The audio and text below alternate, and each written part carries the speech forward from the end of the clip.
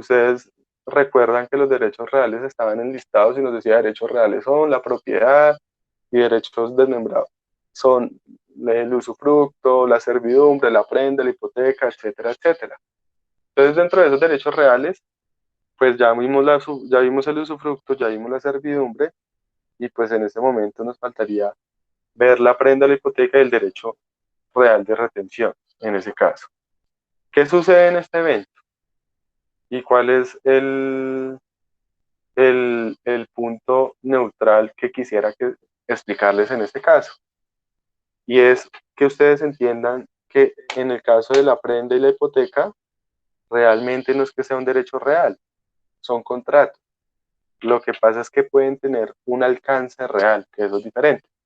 Entonces, de pronto el legislador erra o se equivoca al decir que estos son derechos reales, porque realmente, porque verdaderamente no son derechos reales, sino que verdaderamente son contratos, diferentes que tengan un alcance real, que eso es otra cosa.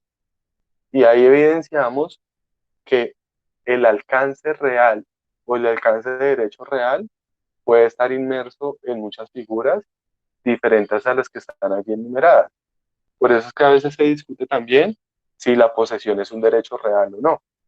Y hay quienes lo discuten en ese momento. Yo me acuerdo que eso lo hablamos muchas clases atrás, en las que decíamos que se discutía si la posesión era una situación de hecho o era una situación de derecho, y ahí hay parte de la doctrina señalaba que era un derecho real provisional, mientras se volvían propiedad y ya con eso era un derecho real completo.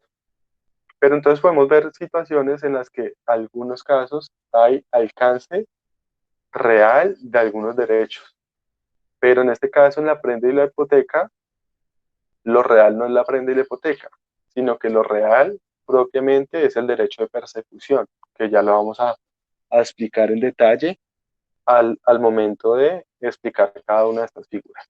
Entonces les decía, la prenda y la hipoteca son dos contratos, pero son dos contratos por lo general contratos accesorios. Y es que su finalidad es garantizar el cumplimiento de una obligación nacida en otro contrato o incluso una obligación de otra naturaleza diferente a una obligación contractual en ese evento. Entonces, en ese caso, partimos de la base de que tenemos dos contratos donde una persona busca garantizar o respaldar y darle seriedad al cumplimiento de una obligación en esos eventos. Y por lo general lo hace comprometiendo un bien o comprometiendo su patrimonio. En ese sentido, yo no sé si en procesal ustedes hablaron de garantías personales y de garantías reales. ¿Lo llegaron a mencionar? ¿Lo llegaron a hablar en algún momento, en algún caso? ¿O no? Sí, profe. Y profe, ¿Sí? Listo. Entonces, en ese sentido, tenemos que puede que un individuo garantice el cumplimiento de la obligación con su persona, y realmente cuando yo digo que lo estoy garantizando con una persona, yo lo estoy garantizando es con el patrimonio de una persona, en ese sentido.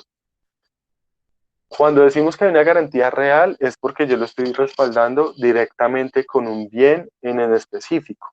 Y ese bien en específico es el que me está estableciendo que el acreedor, digámoslo, tenga como una especie de tranquilidad, porque en caso de incumplimiento puede perseguir el cumplimiento de la obligación a través de ese bien, en ese caso en especial, lo cual implica que, como pueden evidenciar, hasta el momento estamos hablando específicamente de como un fenómeno de obligaciones, ni siquiera un fenómeno del mundo de los bienes. Y por lo general, las prendas y las hipotecas terminan garantizando el cumplimiento de obligaciones de carácter dinerario, ni siquiera del cumplimiento de otro tipo de obligaciones. Pero eso no quiere decir que no sea posible. Es posible que yo pueda garantizar el cumplimiento de otro tipo de obligación diferente a una obligación dineraria, en ese caso. Lo importante es que yo le digo, vea, como seriedad de mi cumplimiento y de que usted entienda que yo sí le voy a cumplir, le voy a constituir una hipoteca o le voy a entregar un bien en prenda de garantía de eso.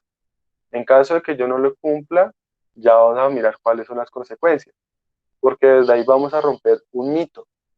Y es que hay un mito, y es que las personas creen que si uno no cumple, automáticamente el acreedor se puede quedar con el bien dado en prenda o con el bien dado en hipoteca.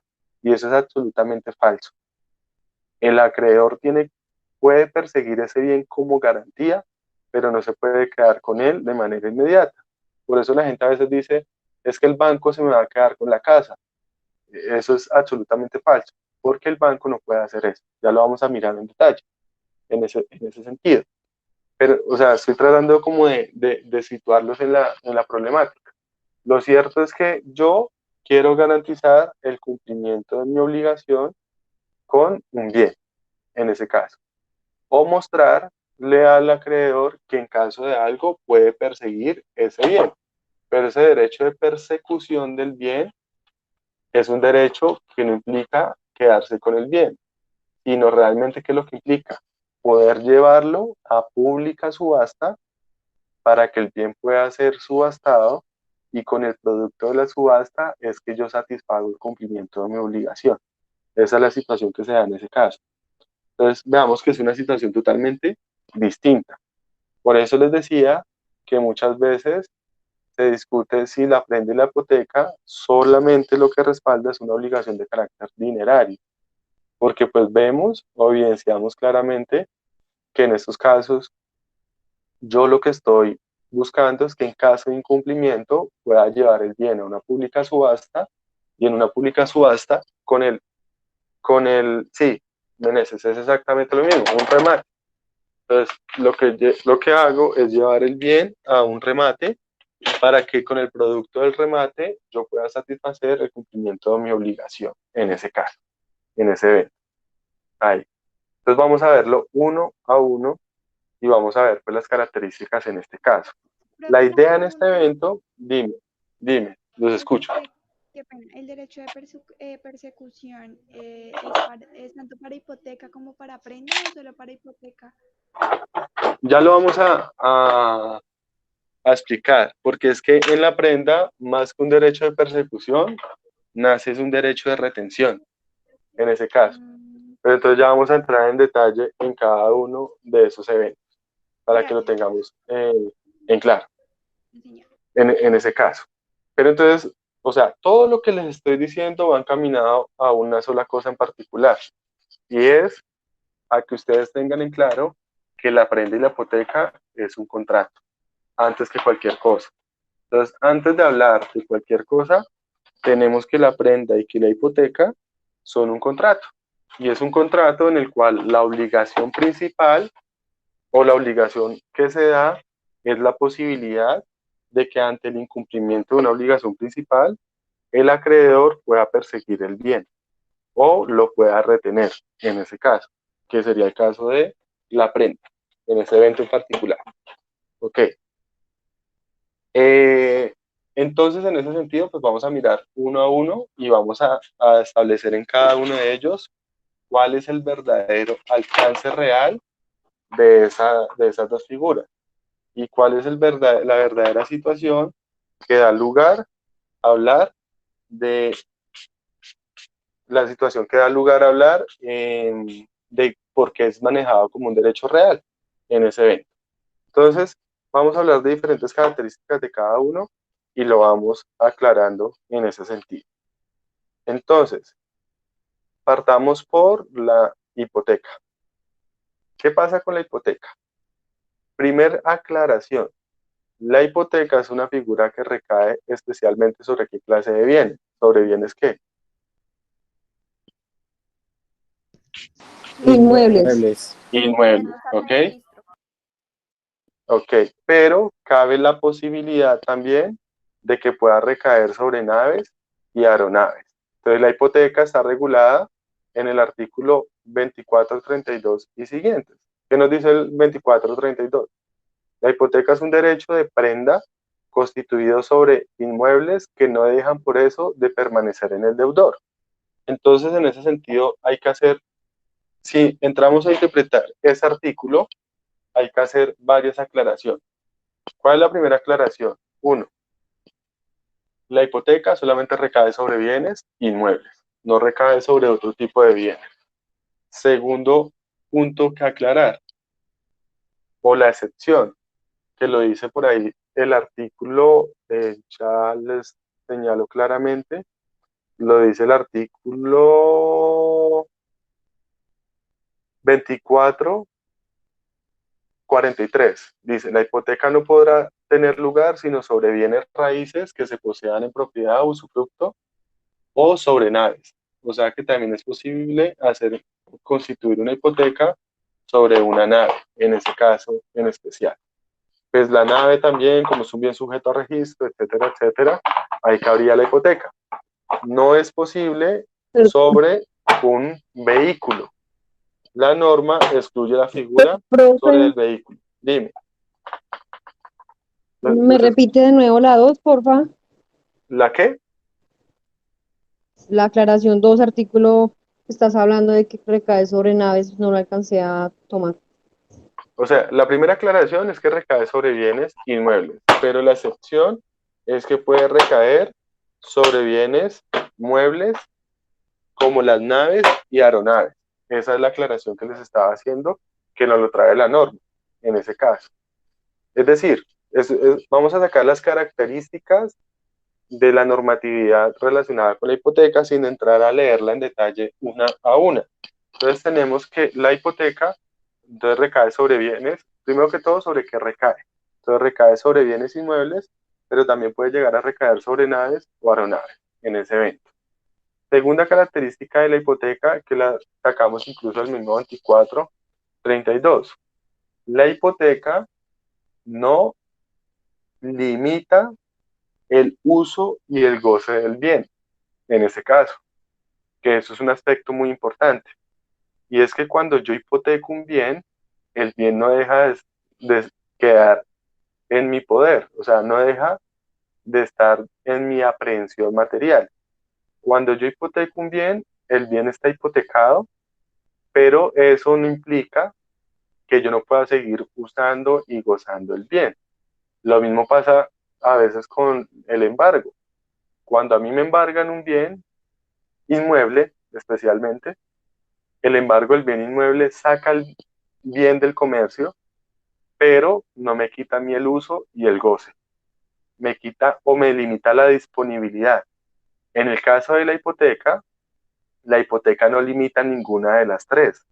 Es decir, la hipoteca no le limita al propietario ni el uso, ni el goce, ni la disposición de la cosa.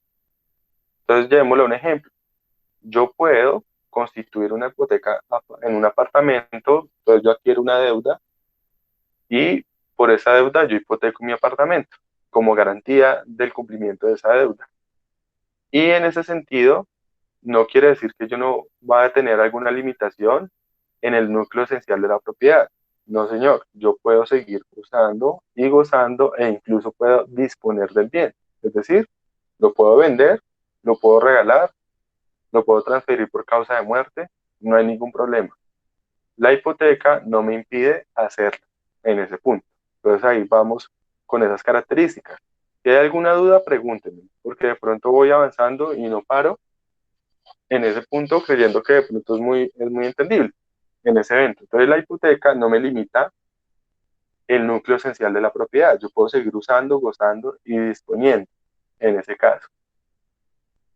Como es un acto o es un contrato que recae sobre bienes inmuebles, es un acto que requiere solemnidades y pasa lo mismo que el usufructo y pasa lo mismo que la servidumbre.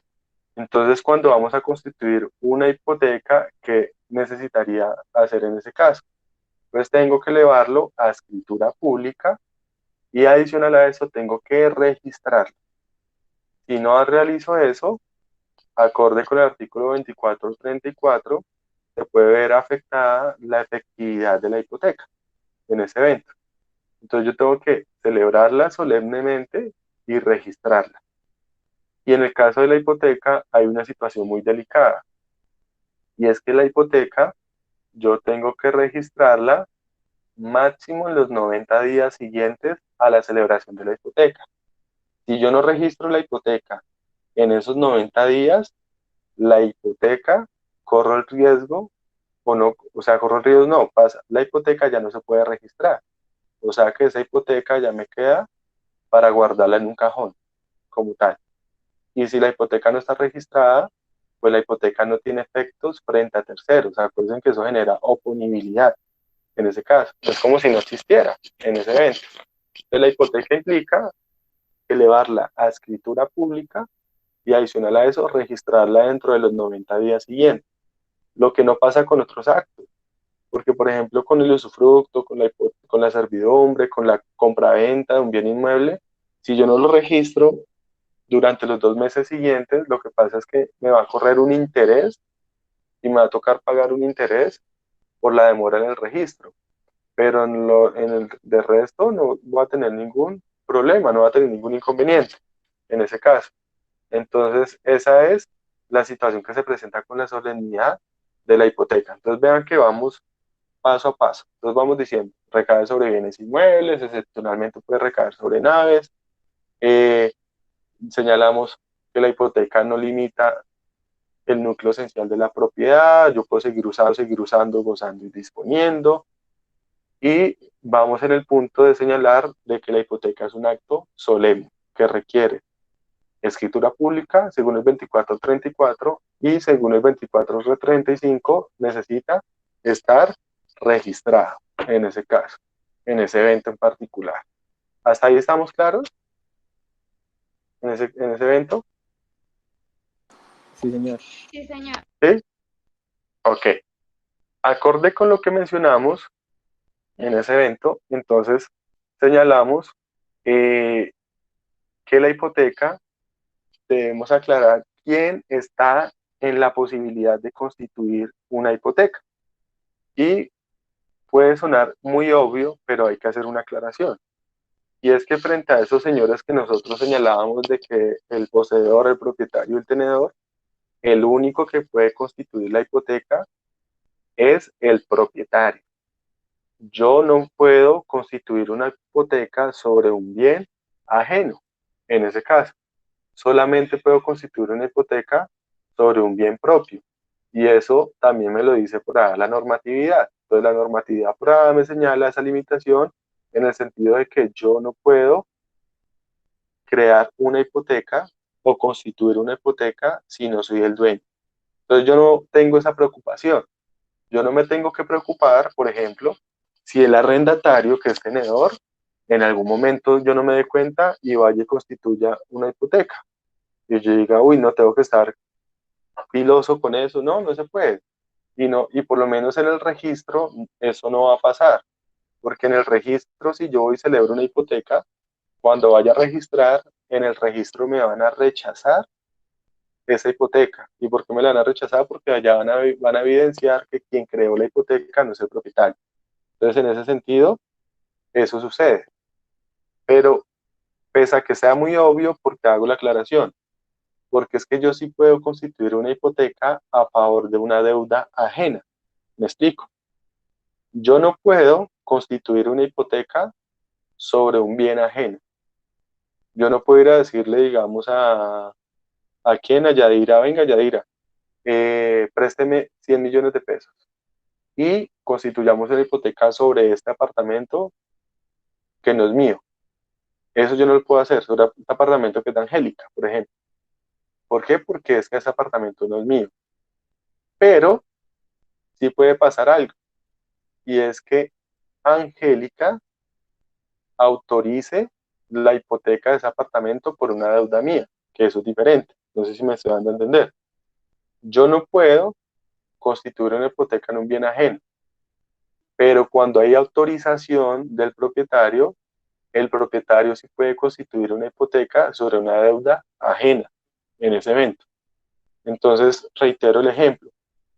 Yo no puedo ir y decirle al banco, acá está, necesito un dinero, préstame el dinero y como hipoteca constituyamos una hipoteca sobre ese apartamento que es de un tercero.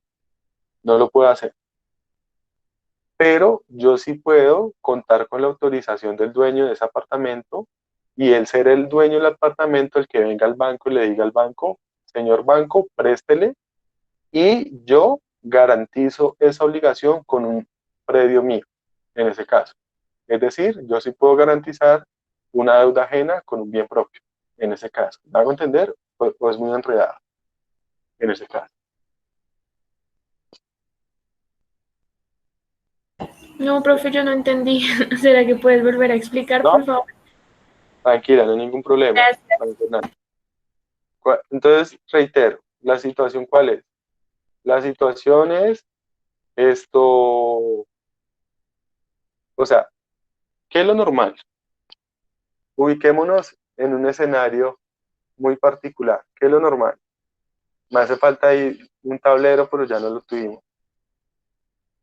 Imaginemos el siguiente supuesto.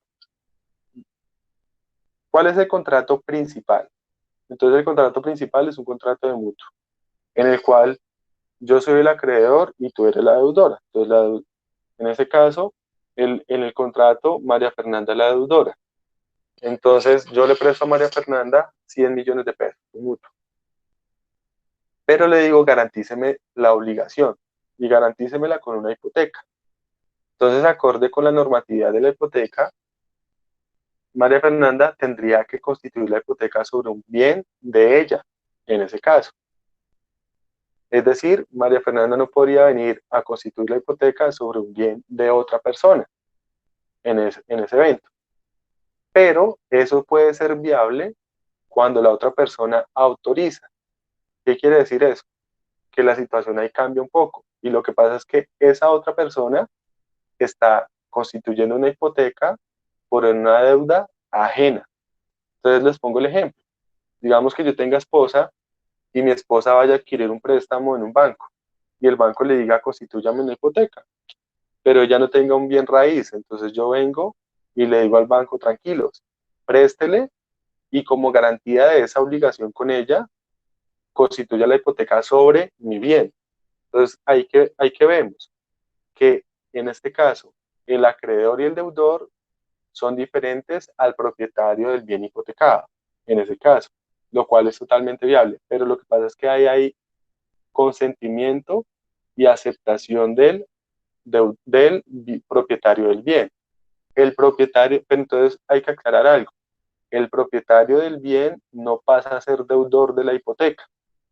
Yo no tengo ninguna deuda con el banco, yo no estoy dentro de la relación obligacional con el banco y mi esposa. Eso es una relación obligacional entre ellos. Yo simplemente, de sapo, podríamos decirlo así, vengo a poner como garantía un bien sobre una deuda ajena, en ese caso. Eso sí es viable hacerlo, en ese punto. ¿Qué riesgo corro yo? Que si mi esposa no paga la deuda, el banco persiga mi bien. Pero ¿cuál es la diferencia? Que el banco no va a perseguir mi patrimonio, solamente ese bien.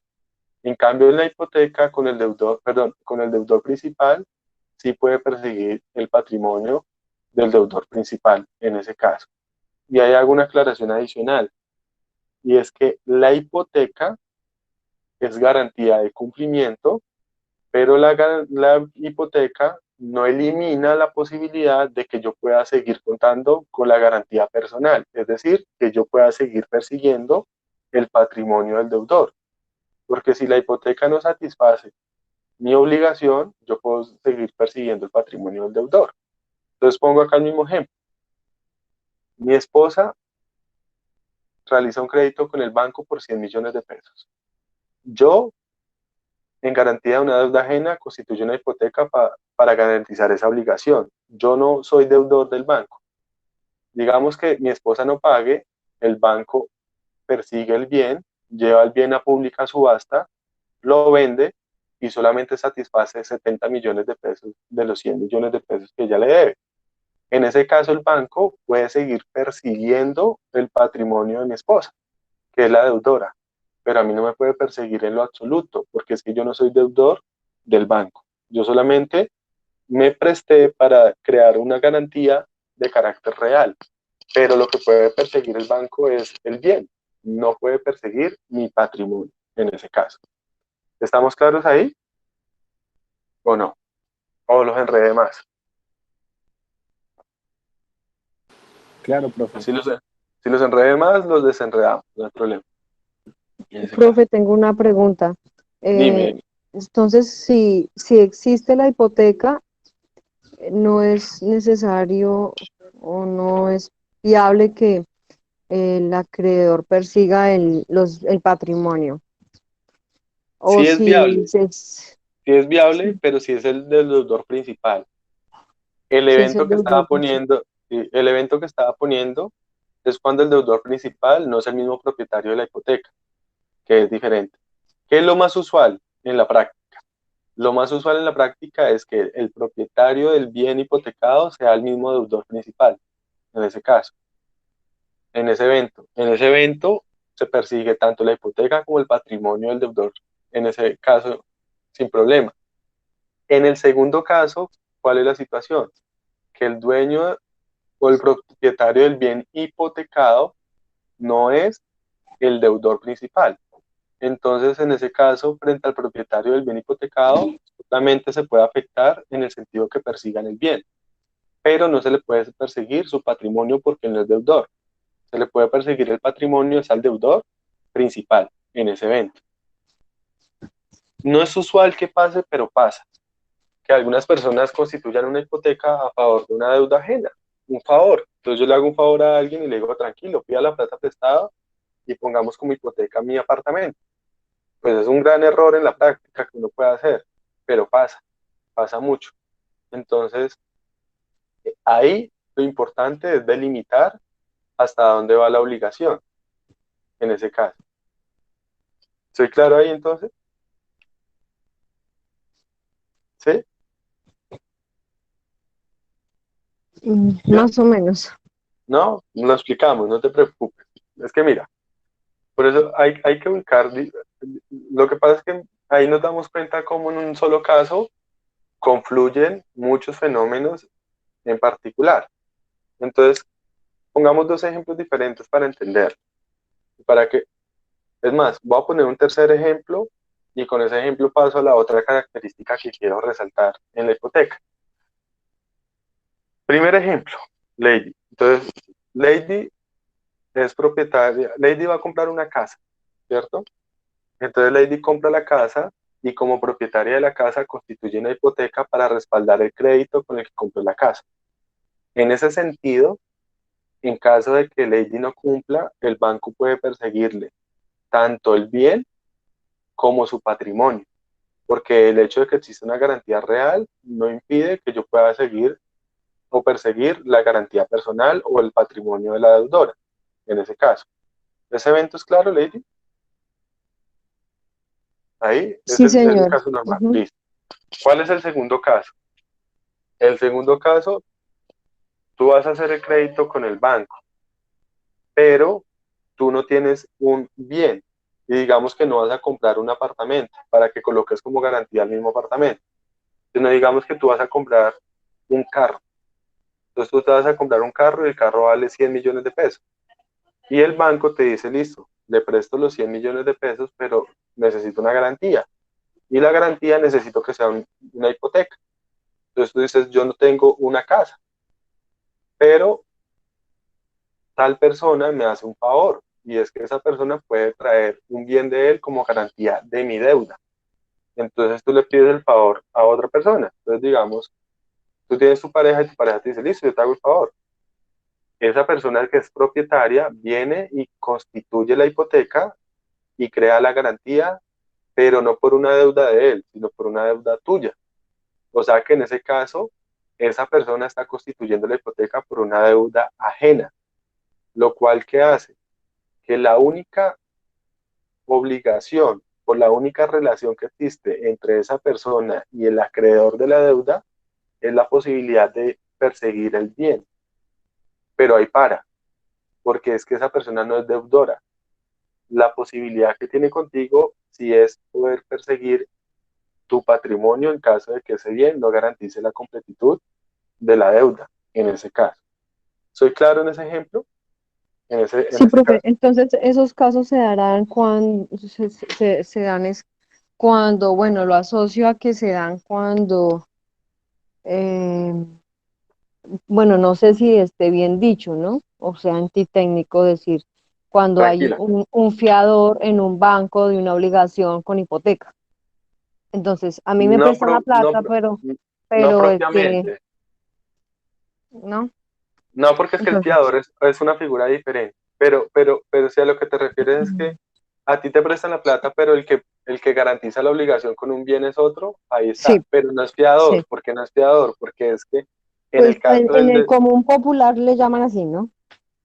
No, no, Pero por eso dije pero que de ya no pronto no estamos... sea, no sea técnico, pues lo que estaba diciendo. No, tranquila, no está mal. Ujú. Pero lo que te digo es que ya no estamos en el común popular, ya ustedes ya son cuasi abogados. Entonces, Vale. ¿cuál es la cuestión? Que es que el fiador es diferente, porque si estamos en la figura del fiador, el fiador sí responde por la deuda, en ese caso. Entonces ahí sí es diferente. Pero en este caso yo no entro a responder por ninguna deuda, yo simplemente, yo vengo y digo, venga, en caso de que él no cumpla, este bien sirve de garantía, en ese caso. Pero yo no entro a responder por la deuda, sino que simplemente doy un bien en garantía. Entonces, te lo pongo en un esquema diferente. Y es que, digamos, pero no, lo voy a llevar a la prenda. Entonces, digamos, yo le digo a alguien, vea, Lady necesita 1 millón de pesos y Lady puede acudir a algo que se llama una prendería, ¿no? O una compraventa, que es donde uno va y empeña las cosas. Entonces yo voy a la prendería y Lady no tiene que entregar para que le presten el dinero. Entonces yo voy con Lady y le digo al señor de la prendería, vea, le entrego esta cadena de oro. La cadena de oro no es de Lady. La relación obligacional es entre Lady y el señor de la prendería. O sea, quien le va a quedar debiendo el 1 millón de pesos al señor de la prendería es Lady, no soy yo. Pero quien está dando un bien en garantía soy yo. En caso de algo, lo máximo que yo pierdo es el bien. Pero en ese caso, yo no arriesgo mi patrimonio porque yo no soy fiador ni soy codeudor en ese caso. ¿Qué puede pasar? Puede pasar que yo, además de prestar el bien como garantía hipotecaria, también me convierta en codeudor. Pero pues esas cosas ya es un favor realmente muy gigante en ese evento. Entonces no sé si ahí me doy a entender en ese caso, en ese Sí, punto. señor. Ok. Gracias. Y en el tercer evento que les quería mencionar, y paso a la otra característica, tiene que ver con el derecho de persecución. Y es que, ¿qué puede pasar? Ojo, puede que yo constituya la hipoteca siendo el propietario. Entonces yo soy el deudor, yo soy el propietario. Pero como decíamos hace un rato, que la hipoteca no me impide el poder yo disponer, usar y gozar de la cosa, pues disponer que implica transferir la propiedad, lo cual quiere decir que yo, propietario del bien, así este hipotecado, lo puedo vender. Entonces, digamos, a mí el banco me presta 100 millones de pesos y yo constituyo una hipoteca sobre ese apartamento. Y en un mes vendo el apartamento. Y después de que vendo el apartamento, el comprador, que ahora es propietario, eh, ese propietario, digamos que regala el apartamento, lo dona. Y después ese propietario, que es el que lo recibió en donación, se muere y ese apartamento pasa a los herederos. ¿Qué pasa en ese sentido? Pese a que el propietario pasa a ser de otras personas, esas personas tampoco hacen parte de la relación obligacional, no hacen parte del contrato de hipoteca.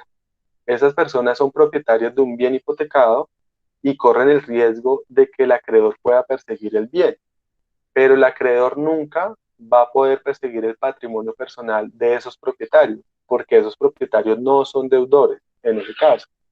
Entonces el artículo 2452 nos habla del derecho de persecución, y es que el acreedor hipotecario puede perseguir el bien sin importar en cabeza de quién esté. Es decir, como la garantía existe, a mí no me interesa que usted venda, regale, se muera, transfiera título de herencia, se divorcie, en el divorcio le entregue eso a su pareja, no me interesa. Ahí yo me estoy como en el usufructo en mi hamaca tranquilo. ¿Por qué? Porque sin importar quién sea el propietario del bien, yo puedo perseguir el bien en cabeza de quien se encuentra. Y este es el argumento que utilizan, por ejemplo, que utiliza la posición que le gusta a Manuel para decir que la prescripción no extingue la hipoteca.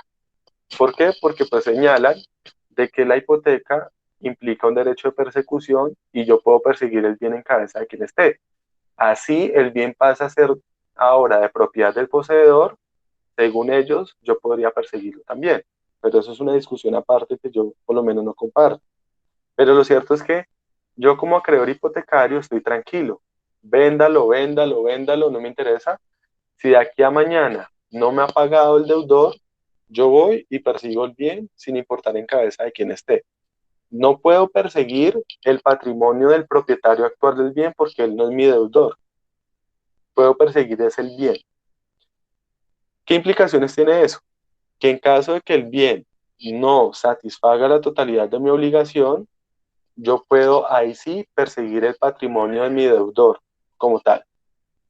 O en caso de que sí lo satisfaga y se vea afectado el propietario del bien, pues ya es el propietario del bien el que tiene que ir a verse con el deudor o con quien le vendió el bien. Pero ahí no tiene nada que ver el acreedor.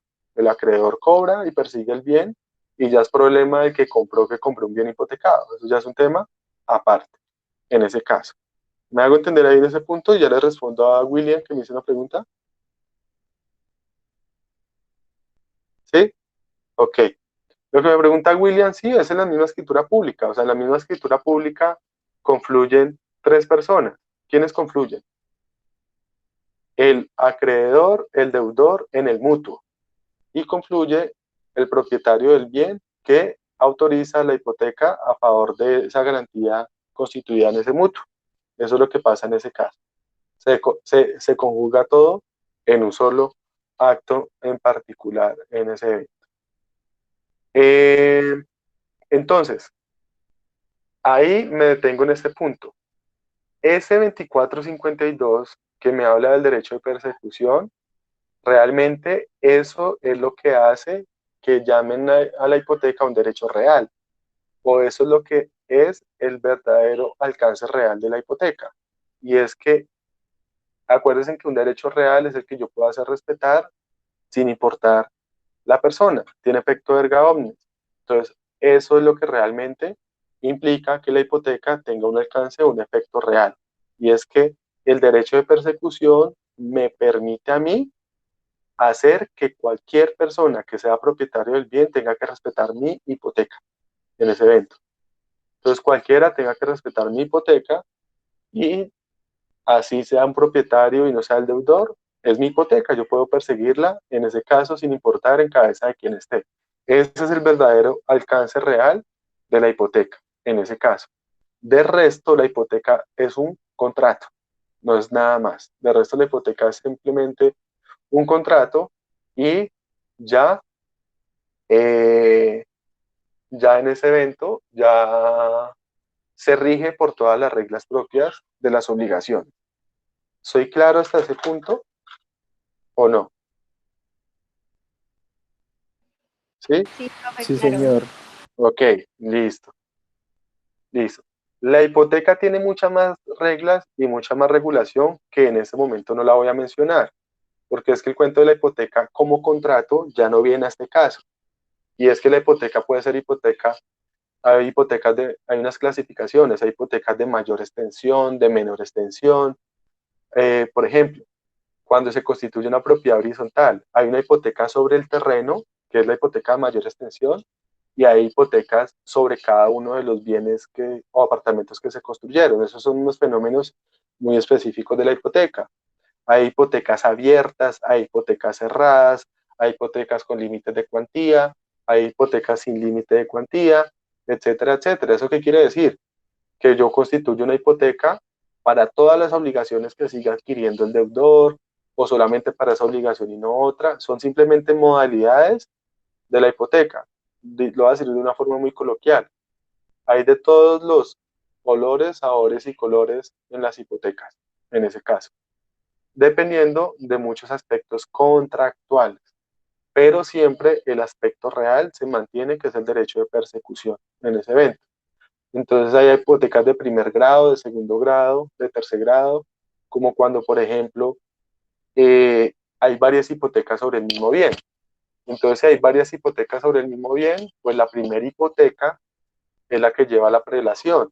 Por eso se llama hipoteca de primer grado. De tal forma que si de aquí a mañana el acreedor hipotecario de la primera hipoteca persigue el bien, eso implica que el acreedor hipotecario de la segunda hipoteca solamente queda resignado a lo que sobre, a lo que quede, porque es una hipoteca secundaria o que fue constituida en un segundo momento diferente, en ese evento.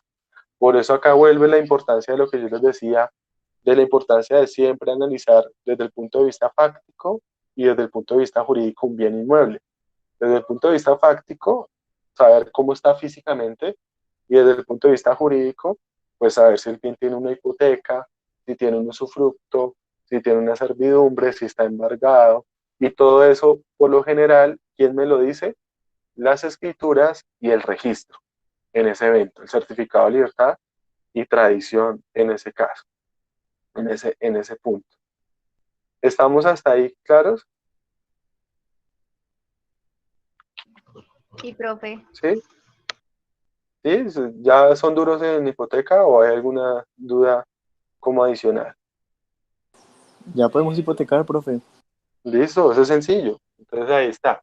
Lo que les digo, el interés mío es que ustedes identifiquen la figura, que ustedes de aquí a mañana no me digan, uy, voy a hipotecar mi carro. Si usted me dice que va a hipotecar su carro, me tiro por una ventana al segundo, inmediatamente. O sea, lo mínimo es que ya entendamos que es sobre un bien inmueble, que cómo funciona y demás, en ese caso. Lo mínimo es que usted también sepa hasta dónde pueden alcanzar sus responsabilidades. Entonces, que si de aquí a mañana, por ejemplo, usted se pone a hacer el favor de constituir una hipoteca por una deuda ajena, usted sepa qué pasa. Que si de aquí a mañana usted compra un bien y tiene una hipoteca, usted ya sepa qué riesgo está corriendo, que eso puede pasar. Y hay personas que no lo saben o no se asesoran, compran un bien, el bien está hipotecado y como no está prohibida la venta, entonces compran el bien hipotecado y cuando se dan cuenta, tenga que ser bien, se va para un remate. ¿Por qué? Porque el deudor principal no pagó el valor del crédito y el acreedor pues persigue la hipoteca en ese evento en particular, ahí como tal. Listo. ¿Qué más podemos hablar de la hipoteca? Bueno, ya hablamos su carácter solemne, ya hablamos cómo se puede constituir. Bueno, ¿cómo se extingue una hipoteca? Entonces la extinción de la hipoteca es importante hablarla y ahí voy a ser muy crítico y a decir la razón por la cual yo no comparto la posición de que dicen que la prescripción no extingue la hipoteca. Yo soy partidario de que la prescripción extingue la hipoteca. Entonces la hipoteca, ¿cómo se extingue? Eso nos lo habla el artículo 2457 que estoy mostrando en pantalla. No sé si lo están viendo. Entonces el 2457 me dice, ¿cómo se extingue una hipoteca? Me dice, la hipoteca se extingue junto con la obligación principal. ¿Qué quiere decir eso? Que si yo pago la obligación principal, pues extingo la hipoteca. Si pago el mutuo y pago la obligación o el crédito que nació del mutuo, pues extingo la hipoteca. Creo que esa es la más sencilla forma de entender. Teoría, en la práctica, para que yo extinga la hipoteca, tengo que también solemnizar la extinción de la hipoteca. Es decir, que no me basta solamente pagar y cumplir, sino que yo tengo que también elevar a escritura pública la cancelación de la hipoteca. Y en ese acto tengo que constar también con la anuencia del acreedor. Por lo general, ¿qué se hace? Digamos, si yo ya acabé de pagar mi crédito hipotecario con el banco me tiene que dar una documentación y una minuta con la cual se hace una escritura pública de cancelación de hipoteca y eso también voy y lo registro para que en el registro aparezca la cancelación de la hipoteca. En alguno de los certificados de libertad y tradición que miramos en clase la vez pasada, veíamos ese ejemplo. Y veíamos cómo aparecía creada la hipoteca y luego cancelada. Entonces, ojo, no solamente basta pagarla, sino que también formalmente extinguirla en ese evento. Pero ¿qué más nos dice el 2457? Nos dice, se extingue a sí mismo, o sea, también se extingue por la resolución del derecho del que la constituyó, o por el evento de la condición resolutoria según las reglas legales. Se extingue además por la llegada del día hasta el cual fue constituida, puede que yo la constituya a un plazo determinado, o por la cancelación que el acreedor acuerde por escritura pública, o sea, de mutuo acuerdo. Pero la parte que me interesa es esta. Se extingue por la resolución del derecho que la constituyó. Y ahí simplemente lo que pasa es que lo accesorio sufre la suerte de lo principal. Entonces, ¿qué sucede? Si el derecho de propiedad lo pierde quien constituye la hipoteca, pues lo más obvio es que desaparezca también la hipoteca. Y en ese sentido, ese es el argumento más fuerte para determinar que la prescripción extingue la hipoteca. Cuando se habla de la resolución del derecho de que la constituyó, estamos hablando es que desaparece la propiedad de quien la constituye en ese evento. Entonces, si la prescripción desaparece al propietario y crea un nuevo propietario, pues ¿eso a qué lleva? Eso lleva a que se extinga la hipoteca de manera inmediata, y por eso vienen los argumentos diciendo de que de que la prescripción sanea el bien, de que la prescripción es originaria, de que la prescripción no es un modo derivativo de dominio, y que la prescripción prácticamente purga al bien, y es que elimina todo, es como un borrón y cuenta nueva en ese evento. Entonces, si el bien era suyo y usted hizo mil cosas con lo suyo, si hay prescripción, la prescripción borra todo lo suyo. ¿Por qué? Porque resuelve o elimina su derecho. Y eso es el argumento con el cual se habla de que la prescripción extingue la hipoteca y que realmente el acreedor hipotecario al proceso de declaración de pertenencia es a defender de que no opere la prescripción. Pero en ningún momento, después de que opera la prescripción, la hipoteca tiene que estar vigente, la hipoteca tiene que desaparecer. ¿Me hago entender en esa posición? Es discutible, pero pues No, qué pena. O sea, no entendí eso bien si se extingue por la resolución del derecho que la constituyó. ok. O sea, les pongo varios ejemplos. No solamente aplica la prescripción. Entonces, digamos ejemplo. Laura constituye la hipoteca, ¿cierto? Entonces, lo que pasa es que acá digamos que acá lucha el derecho de persecución con esto, como que se confrontan ahí los dos. Entonces, digamos, Laura constituyó la hipoteca. Entonces, Laura es la que constituye la hipoteca. Y se resuelve el derecho de Laura. ¿Qué quiere decir que se resuelva el derecho de Laura? Que Laura pierde su derecho de propiedad sobre el bien. Entonces, si Laura pierde su derecho de propiedad sobre el bien, lógicamente, como se pierde lo principal, se pierde lo accesorio. ¿Y lo accesorio qué es? La hipoteca. ¿Cómo puede resolverse el derecho de Laura? ¿O cómo puede perder ese derecho Laura? Un ejemplo. Digamos que Laura constituye una hipoteca sobre una casa y se declara la simulación de la compraventa mediante la cual Laura compró esa casa. ¿Qué pasa si declara la simulación de esa compraventa? Que la compraventa que el bien vuelve a su propietario anterior, porque se restablece el status quo. Entonces, en ese caso, se pierde el derecho, se resuelve el derecho de quien constituye la hipoteca y la hipoteca se extingue. Otro ejemplo, se declara la nulidad del acto por medio del cual Laura adquirió el bien. Entonces, si declara la nulidad de ese acto, se retrotraen todos los efectos antes de ese acto, y como la hipoteca fue posterior, pues la hipoteca tiene que eliminarse. Laura pierde su derecho porque un poseedor lleva cierto tiempo en esa propiedad y adquiere por prescripción. Entonces, si pierde su derecho, se pierde la hipoteca. Ese es el razonamiento. No sé si me hago entender ahora sí. Ahí en ese evento. Sí, profe, gracias. ¿Sí? Ok.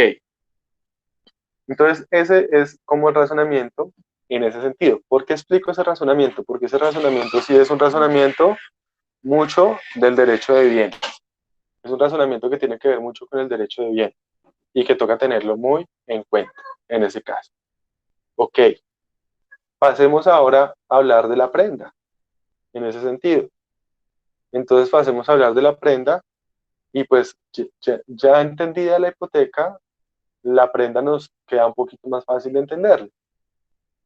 Y aquí ya vamos a hablar es como de diferenciación o de diferencias con la hipoteca. Si miramos la hipoteca, vamos a ver que de pronto yo inicié al revés. Yo debería haber explicado primero qué es la prenda y luego haber explicado qué es la hipoteca. Sin embargo, me parece que es más adecuado hacerlo como lo hicimos. Entonces, en ese sentido, la hipoteca me dice, el artículo me dice, la hipoteca es un derecho de prenda sobre un inmueble. Es decir, que me está diciendo que es una prenda, solamente que es sobre un bien diferente. Y cuando hablamos de la prenda me dice, es un contrato que se entrega una cosa mueble a un acreedor para asegurar su crédito. Pero hay unas grandes diferencias, entonces vamos a ver cuáles son las diferencias de la prenda con la hipoteca. La primera diferencia y la más clara, ¿cuál es? Que la prenda recae sobre bienes de qué carácter o de qué naturaleza. ¿Sobre bienes qué? Muebles. Muebles, sencillo. Primer punto. Segundo punto, que acá hay una diferencia sustancial, y es que la prenda sí limita el núcleo esencial de la propiedad, porque quien constituye una prenda le entrega el bien al acreedor, y eso implica que el deudor, que es el propietario del bien, no pueda ni usar ni gozar este bien en ese evento. Pero hay que hacer la aclaración. El deudor le entrega al acreedor el bien, pero no le transfiere la propiedad, sino simplemente se lo entrega como garantía, en ese caso. De tal forma que el acreedor prendario no es propietario ni es poseedor. El acreedor prendario, ¿qué es? Es un tenedor. Entonces simplemente yo le digo a alguien, o le digo, digamos, a Meneses, présteme 1.000.000 de pesos. Y como garantía le entrego esta cadena de oro. Entonces tome esta cadena de oro y deme el 1.000.000 de pesos. En ese evento, yo no le estoy transfiriendo la propiedad a Meneses. Y Meneses se está convirtiendo en tenedor. ¿Qué tiene que hacer Meneses? Guardar ese bien y tenerlo como garantía en caso de que yo no le pague. Pero si yo no le pago, la aclaración que les hacía hace un rato, eso no quiere decir que Meneses se pueda volver en el dueño. Lo que quiere decir es que Meneses puede iniciar un proceso judicial en el cual se subaste ese bien y con el producto de ese bien a él le pague. Ahorita voy a hacer una explicación práctica de eso para que veamos que en la práctica de pronto hay un malentendido con ese aspecto. Pero las dos diferencias más grandes son esas. Primero, que recae sobre bienes muebles y segundo, que sí limita el uso y el goce. ¿Por qué? Pues yo no sé si ustedes lo han hecho. Yo no sé si hoy en día siga pasando, pero la casa de empeño más grande cerca de la universidad era la esquina donde Abelita, que uno iba a tomar y Abelita le recibía a uno bienes de garantía por el cumplimiento de obligaciones dinerarias por el compra de licor. Entonces usted compraba donde Abelita una canasta de cerveza y le decía, Abelita, no tengo con qué pagarle, le dejo este reloj, este celular. Y Abelita le decía, listo, acá queda empeñado, cuando me pague se lo devuelvo. Eso es, dejan los códigos, yo tengo amigos que dejaron los documentos en ese caso. Eso es un contrato de prenda. Garantizo el cumplimiento de la obligación. ¿Cuál es la obligación? Pagar el licor. Pero lo garantizo ¿con qué? Con un bien. Le dejo ese bien como garantía en ese caso. En ese evento, entonces, tenemos esas dos grandes diferenciaciones en ese punto como tal. ¿Cuál es el alcance real de la prenda? ¿Y dónde está la gran diferenciación con la hipoteca? Que ahorita me lo preguntaban. La hipoteca me da un derecho de persecución. La prenda, más que un derecho de persecución, me da un derecho de retención. ¿Y qué es ese derecho de retención? Es la posibilidad de yo no entregarle a nadie ese bien hasta que no me cumplan la obligación, sin importar que el bien cambie de propietario. Entonces me explico. yo le entrego a Meneses mi cadena, entonces le entrego una cadena de oro, como garantía de 1.000.000 de pesos que él me prestó.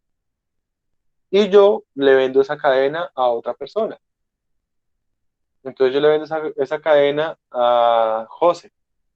Y José va y le dice a Meneses, devuélvame la cadena que él me la compró y acá está la prueba de que ahora yo soy el propietario. Acá está el contrato de compraventa. En ese evento es donde se deja ver el alcance real. ¿Por qué? Porque es que el derecho de prenda le da la posibilidad al acreedor de retener el bien y decirle, no, yo no se lo entrego. ¿Por qué? Porque yo tengo un derecho real de prenda. Y ese derecho real lo hago valer ante todo el mundo.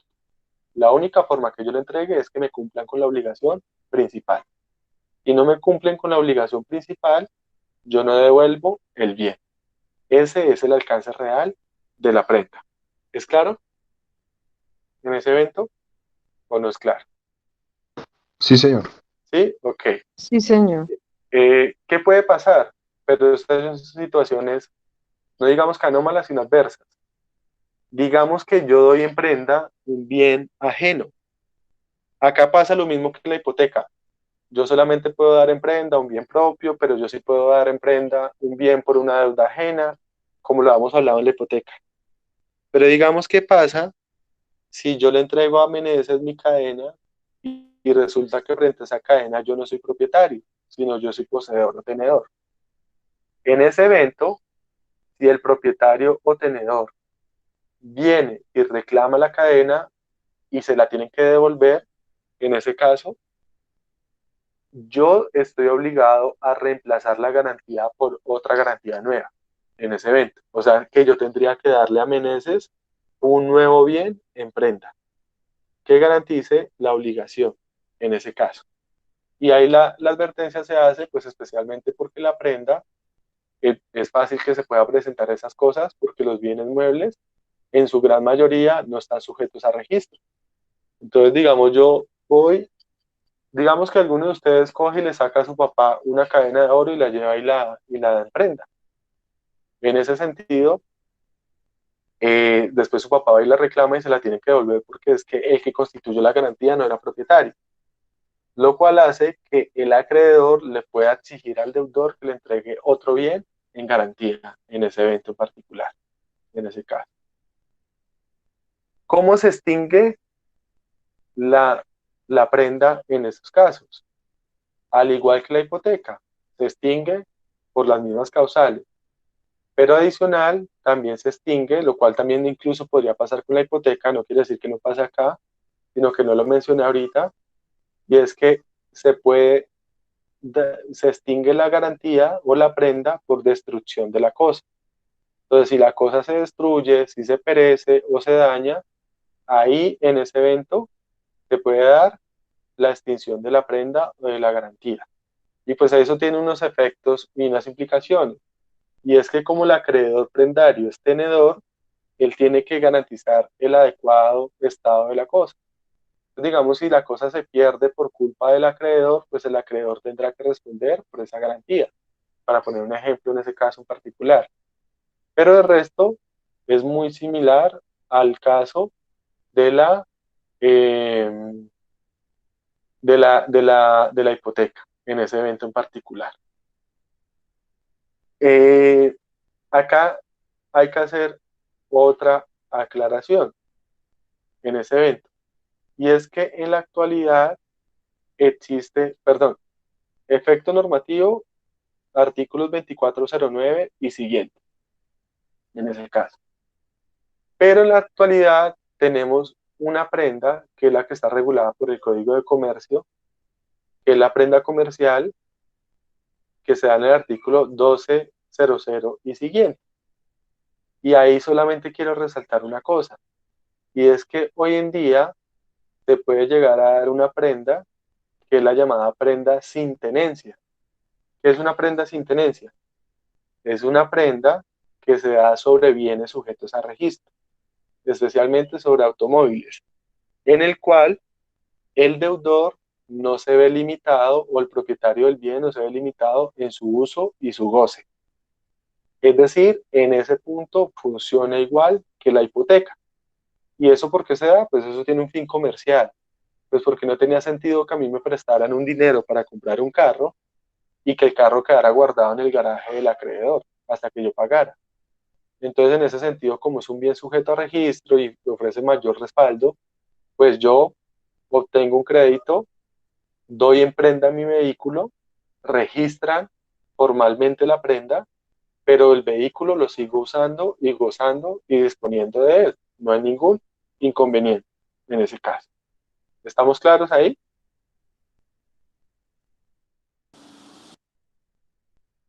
Ok, Profe, ¿cuál es el el ejemplo ejemplo? es ¿Me lo que repites, por favor? Gracias. tenemos la prenda normal. ¿Cuál es la prenda normal?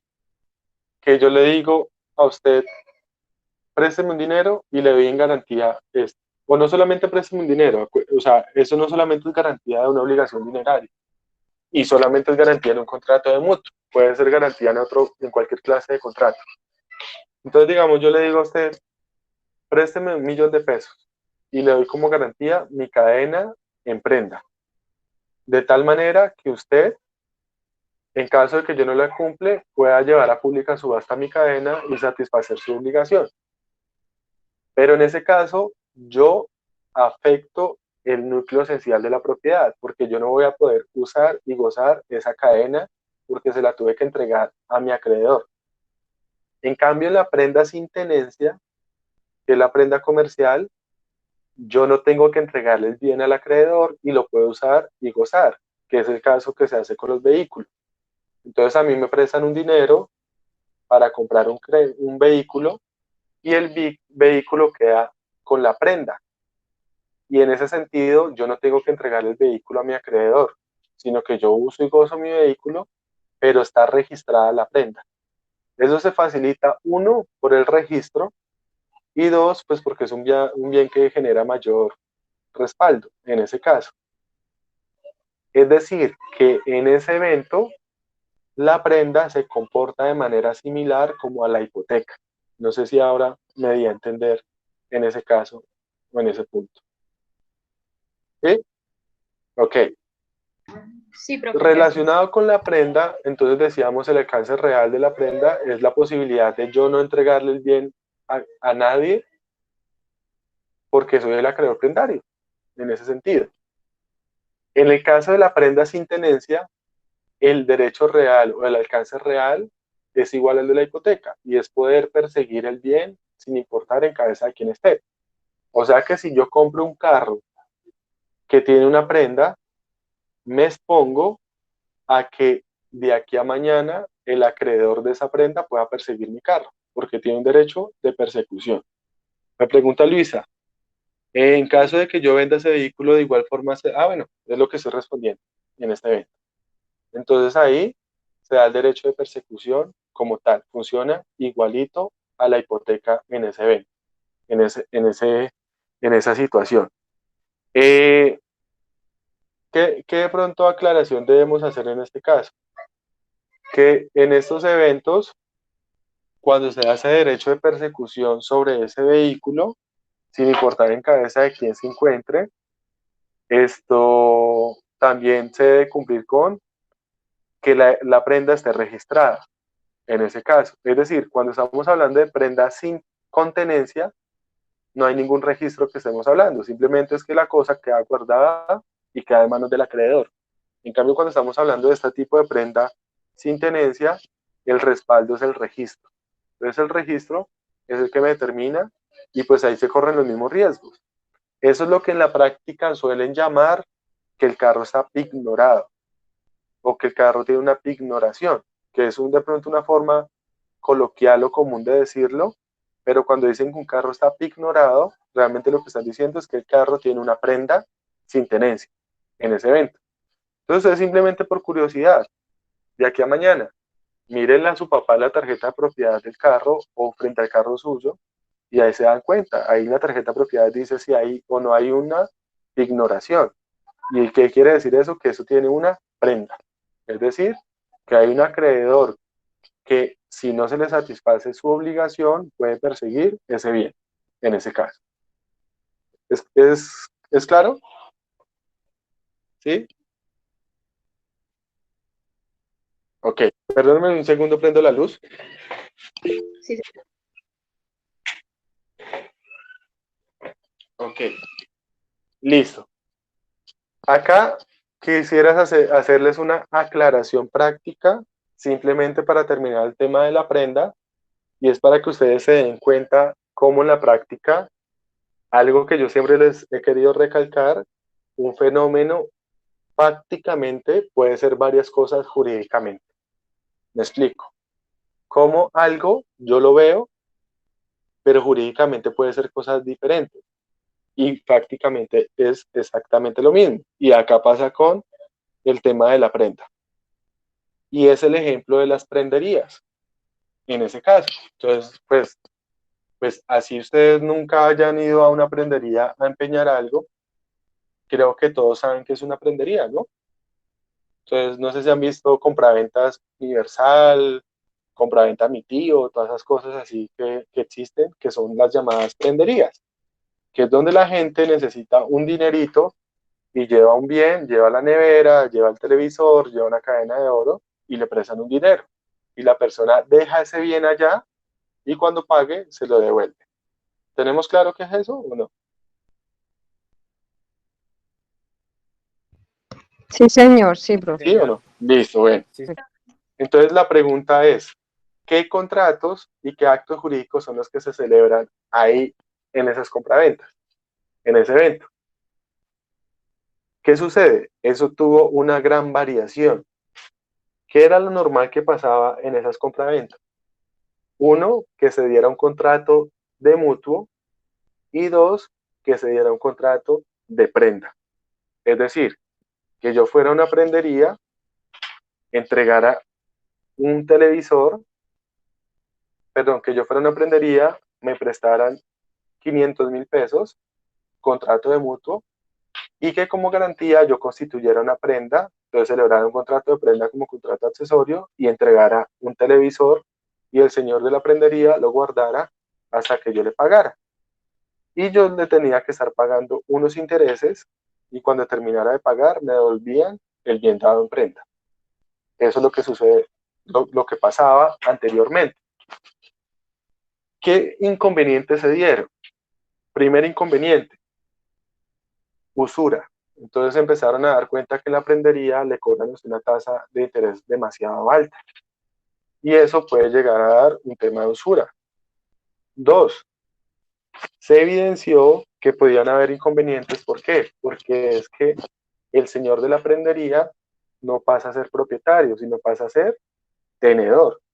Y en caso de que nunca le paguen, él no puede volverse dueño de la cosa o automáticamente no pasa a ser dueño de la cosa, porque es tenedor. ¿Qué tendría que hacer él?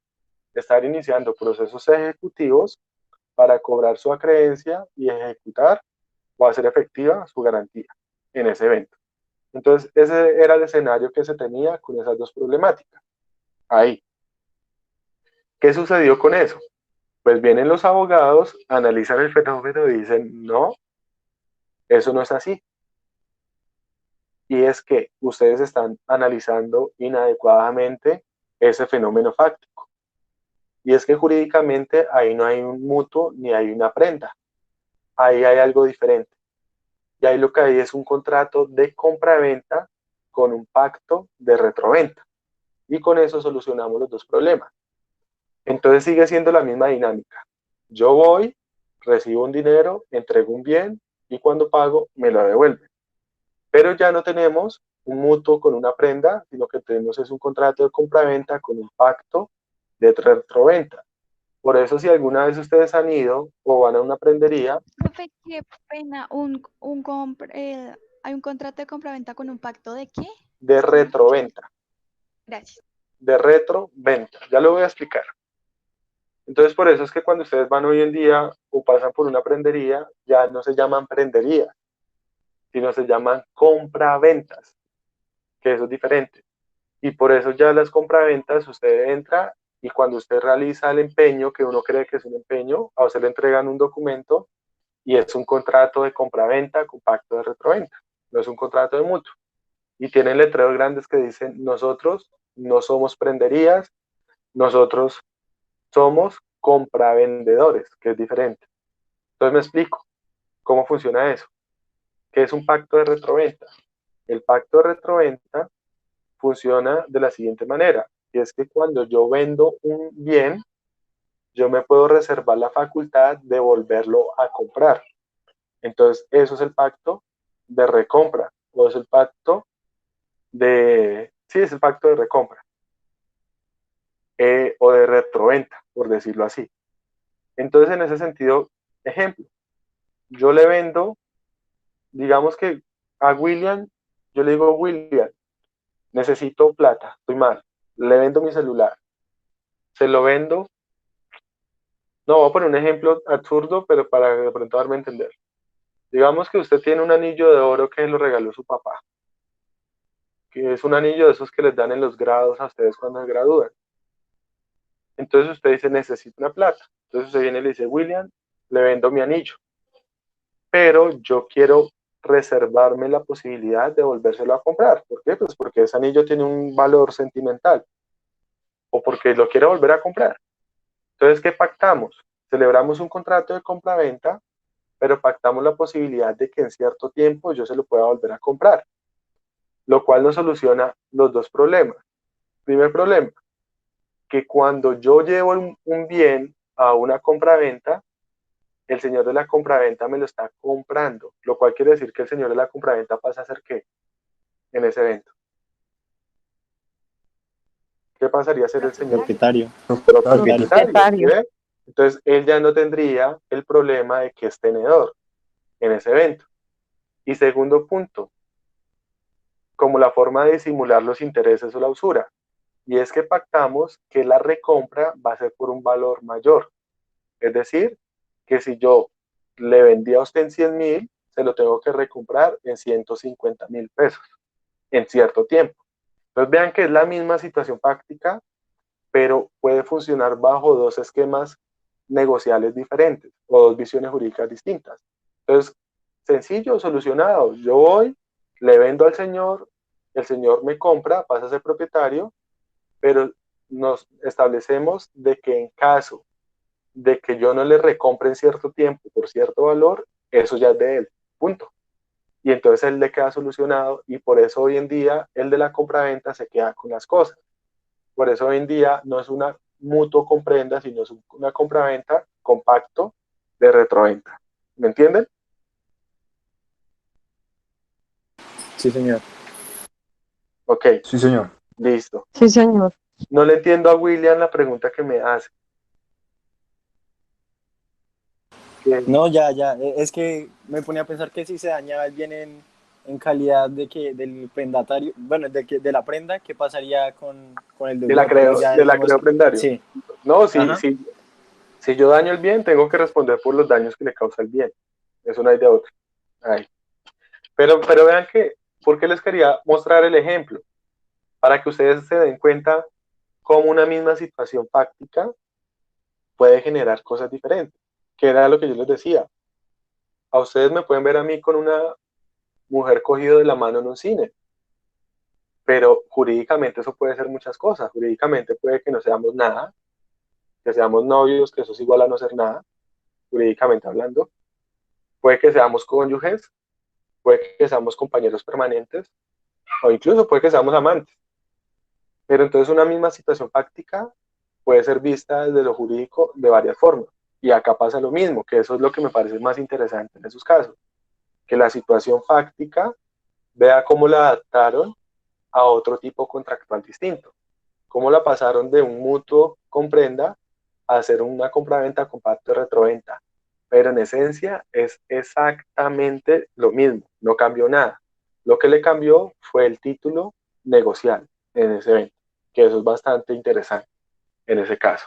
Y por ese lado, pues solucionaron los problemas que tenían en ese caso en particular, en ese evento. Además, porque lo resalto, especialmente también por identificar que en un caso yo soy propietario, en otro caso soy tenedor, etcétera, etcétera, en ese evento. Listo. Eso es la prenda. Y el derecho de retención, ya vamos a acabar. Ya estamos, ya estamos a 2 diapositivas de que acabemos.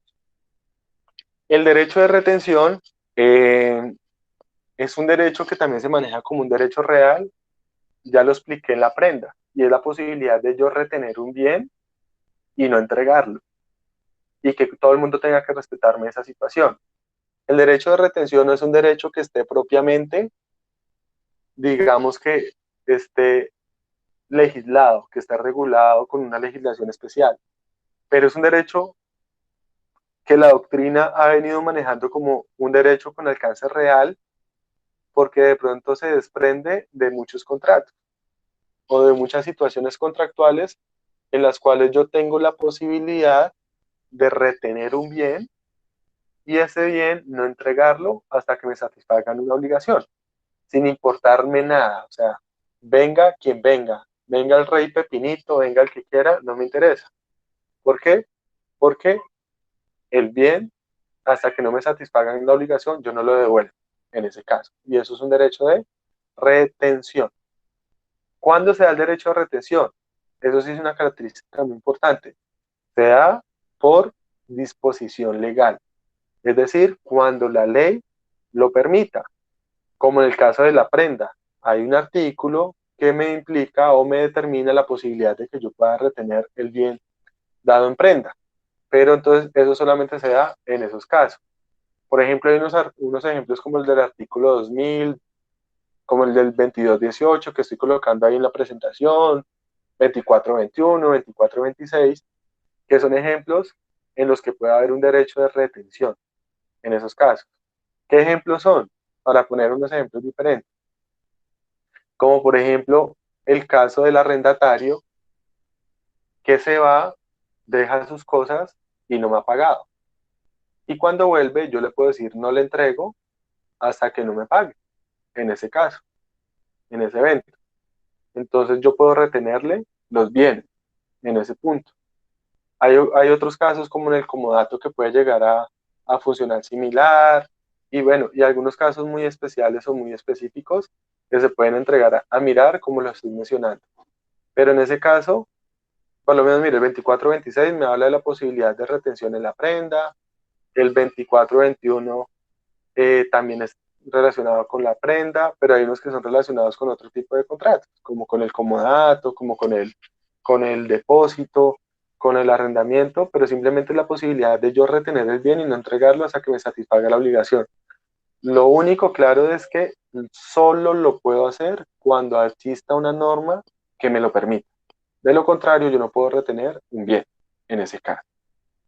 ¿Estamos claros ahí? ¿Podría dar un ejemplo, profe, de eso último que dijo? O sea, como qué normas, por así decirlo. Miremos las Usted que dijo están que es acá. disposición, está bien, profe. Listo. No, miremos las que están acá, en ese caso. Perdónenme un segundo acá. Miremos el Código Civil y lo proyectamos ahí. Yo no sé, pero mi computador lo muevo y inmediatamente se me bloquea todo. No sé si alguno tenga el Código Civil ahí a la mano y me ayuda a leer alguno de los artículos en ese punto. Puede ser el 2200, que me lo ayuden a leer, o el 2218, para yo no complicarme acá abriendo que no se mueva algo y se me bloquea como el computador en ese caso. ¿Hay alguien que lo pueda leer? Perdón. ¿Me ayuda? 2200, profe. Sí, 2000. 20, ya lo busco.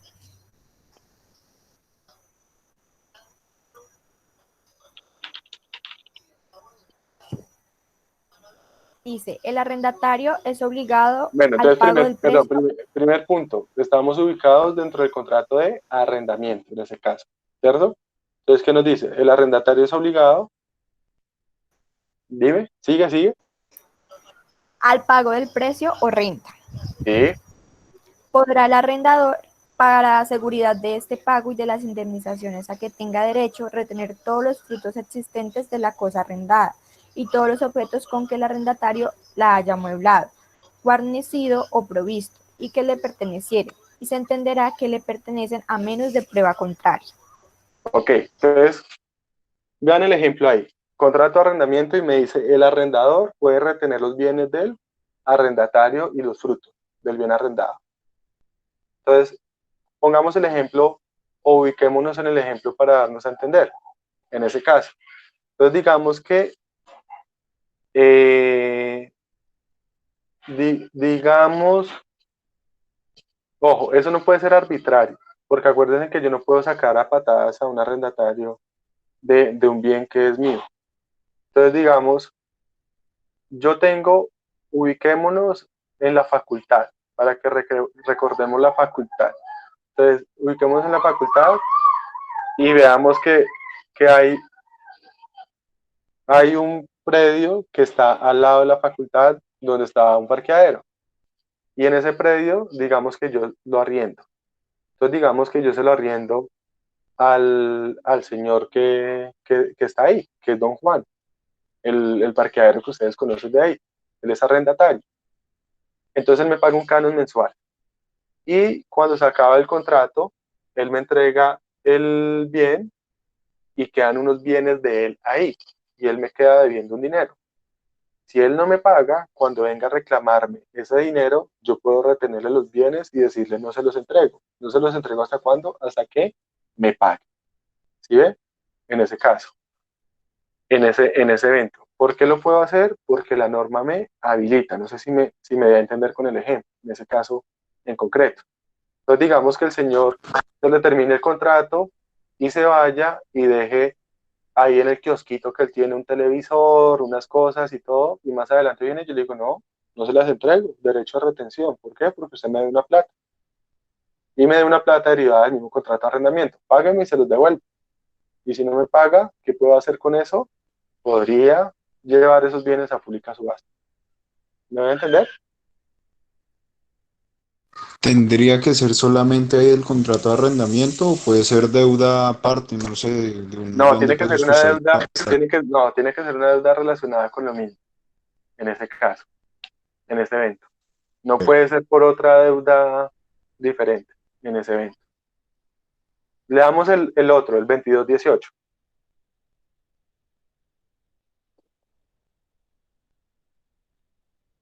Porfa, creo que Luisa me estaba ayudando a leer. 22.18. El comodatario podrá retener la cosa prestada mientras no se Perdón, efectúa la indemnización. el comodatario, o sea que estamos en un préstamo de uso, en un comodato, ¿cierto? Y dice, podrá retener la cosa prestada mientras que, Mientras no se efectúa la indemnización. ¿De ok. qué se tratan los dos artículos precedentes?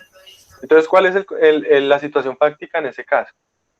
El comodato es un préstamo de uso, en el cual yo le presto una cosa a otra persona para que la use y luego me la restituya.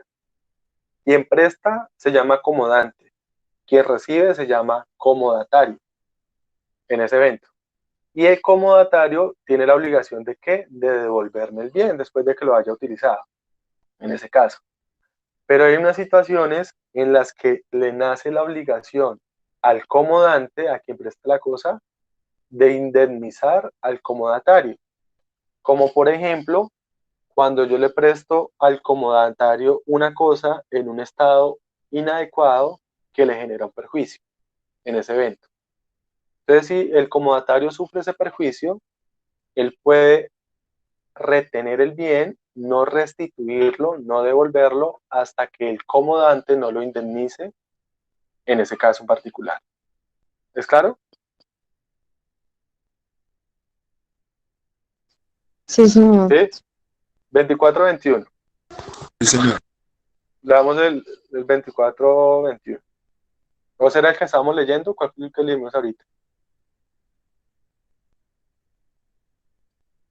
El 22.18. Entonces 24-21. El 24.21. El deudor no podrá reclamar la restitución de la prenda en todo o parte mientras no haya pagado la totalidad de la deuda en Bueno, capital e interés. es el que estamos hablando hace un rato, derecho a retención. O sea, el acreedor prentario, yo no puedo ir mañana a decirle, venga, señor, devuélvame la cadena o devuélvame el televisor, y cuando más adelante que es que estoy aburrido sin ver televisión, no es que no, yo se lo di en prenda, él me lo retiene hasta que yo le pague, en ese caso. Entonces, esa es la esencia del derecho de retención. No es un derecho que esté estipulado específicamente, como con una parte específica, pero es un derecho que sí está inmerso en muchos contratos, donde la esencia real de él es que me da la posibilidad de retener el bien, abstenerme de entregarlo hasta que no me cumplan con una obligación, en ese caso. ¿Ahí es claro, Meneses? En ese evento. Lo podemos seguir encontrando en ejemplos y ejemplos, pero lo importante es que eso, que cuando ustedes lo encuentren, entiendan que hay la posibilidad ahí de retener y que solamente opera cuando la ley me lo permite, en ese caso. ¿Es correcto? ¿Ahí? Sí, señor profe, gracias. ¿Sí? Listo. Y por último, qué alegría, acabamos, derecho de herencia, que no lo voy a explicar porque ustedes están viendo una materia que se llama sucesiones. Lo único que voy a decir al respecto es que la herencia es un derecho real. ¿Por qué? ¿Por qué? Porque yo puedo hacer valer mi herencia sin importarme quién exista. Es un derecho que no me quitan. Bueno, a no ser que estemos en una situación de desederamiento, indignación o algo así.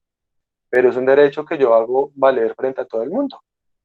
Entonces, en ese sentido, la herencia es un derecho con un alcance real.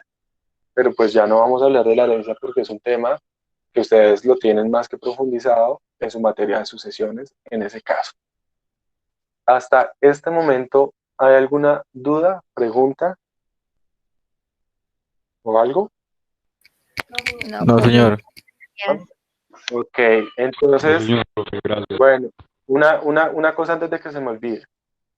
Yo no les voy a poder hacer tutorías esta semana si las llegan a necesitar, porque pues hoy tuve clase todo el día con ustedes, mañana tengo clase todo el día también, y del miércoles a viernes y sábado por la mañana asisto a clases de maestría, virtual, pero pues tengo que estar ahí.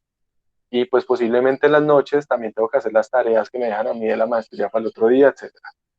En caso de que ustedes requieran una tutoría, estoy en toda la disponibilidad de José sí es ventajoso, man. Esto pidiendo es que décimas para todos.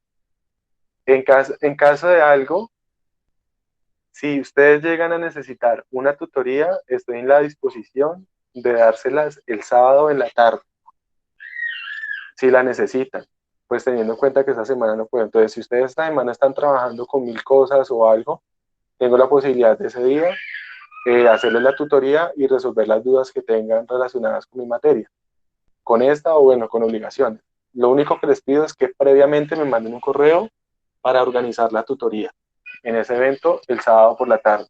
El domingo sí, déjenme descansar un poquitico en ese caso.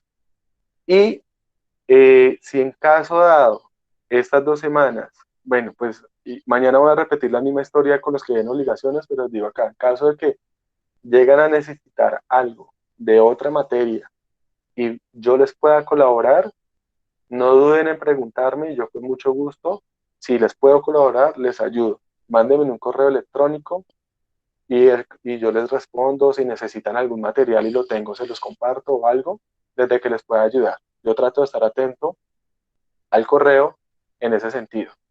Y después de resto, pues no me queda más que agradecerles que me hayan aguantado este semestre en esta materia, y los que están viendo obligaciones conmigo, pues todavía les falta que me aguanten un poquito mañana y nos veríamos entonces la otra semana en el examen oral.